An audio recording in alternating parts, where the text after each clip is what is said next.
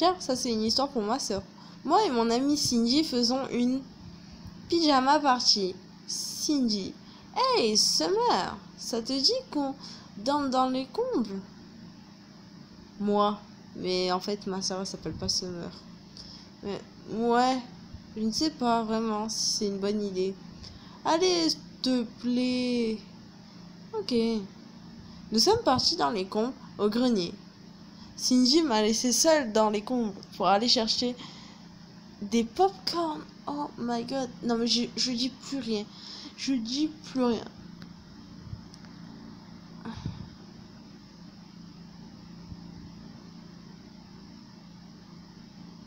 J'ai entendu quelqu'un à côté de moi.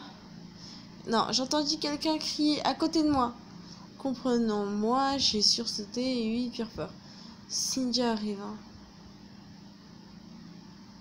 arriva en courant.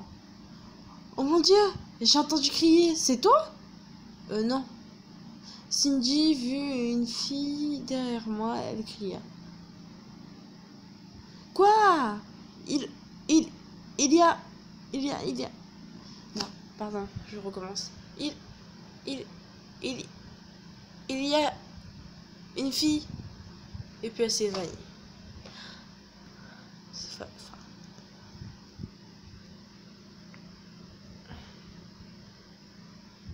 Les Warren et exorcistes.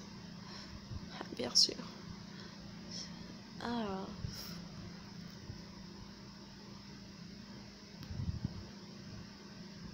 Oh, virus V. En fait, ils ont tous, à part elle, la poupée, ils ont tous une photo. Ah, non, pas une... Oh, un job derrière la porte, non, une fille hantée. Il était une fois une fille qui s'appelait Démonica. Pourquoi t'appelles une fille quoi? Satania, Démonica.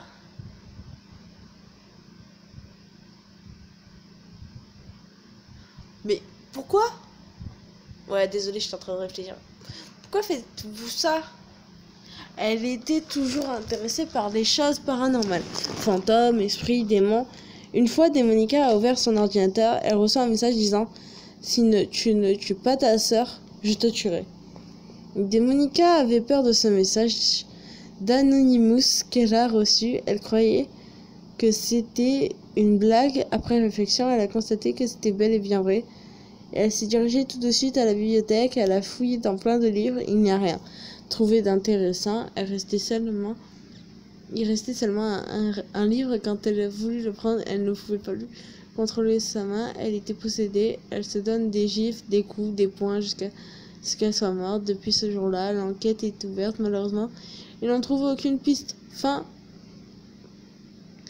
C'est fini. Désolé pour les fautes d'orthographe.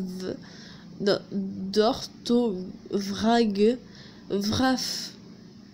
C'est ma première histoire. Elle est bien. Bah déjà, apprends à écrire français. Arrêtez de dire désolé pour les fautes. Regardez et écrivez. Est-ce que moi je fais des fautes quand j'écris des histoires? Non, ça se fait pas quoi. Ça m'énerve. Le 24 septembre 2014, elle doit avoir quoi? 10 ans la meuf.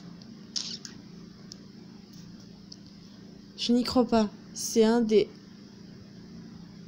EAP. Je crois plus que c'est le deuxième canon. Décidément, il y a plein de nouveaux aujourd'hui. Hein, c'est quoi son délire? Des nouveaux? J'y comprends rien. Je peux savoir de quoi tu parles? Ah, rien. Dis-moi, je m'appelle Vincent, si cela est ce que tu veux savoir. Merci. Je peux? Avant que je ne puisse terminer ma question, la dame de réfectoire retorqua à Vincent d'avancer car c'était son tour. Il alla s'installer dans le coin des EAP. Moi, j'ai parti m'asseoir avec ma meilleure amie. J'ai remarqué que Vincent regardait derrière moi, l'air sévère, mais le plus étrange, c'était que derrière moi, il y a un mur. J'ai évité son regard, car si il me voit, ce serait trop la honte. Mon ami me retorqua que je rougis et me demande si j'ai de la fièvre. Non, je vais bien. Je vais dehors prendre l'air. À tout à l'heure. Je me décidai à partir car Vincent va dans la cour car il vient de finir de manger. Je le vois s'asseoir sur un banc au fond de la cour, seul. On dirait qu'il parle dans le vide. C'est étrange. Je me demande si je ferais mieux d'aller le voir et d'ignorer ma vision actuelle. Si je...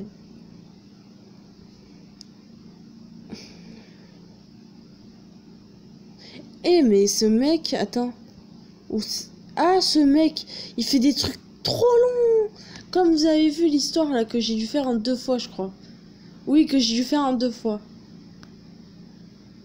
Et j'avais envie de rien faire. Oh. Bon allez, c'est tout pour cette histoire. On va faire... Ah, il en reste 5 minutes. On va réagir à des vidéos. What the fuck?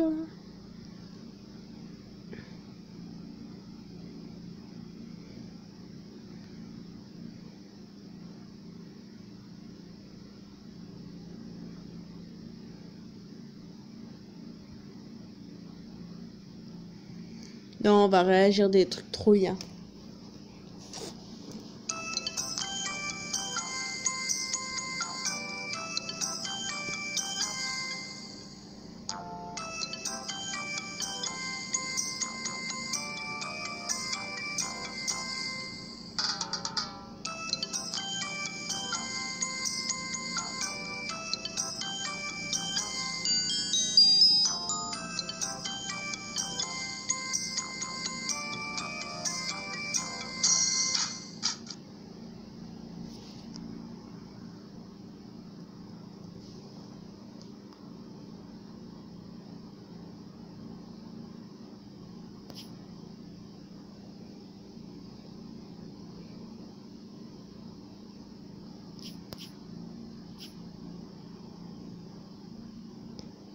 En fait, je l'ai déjà téléchargé.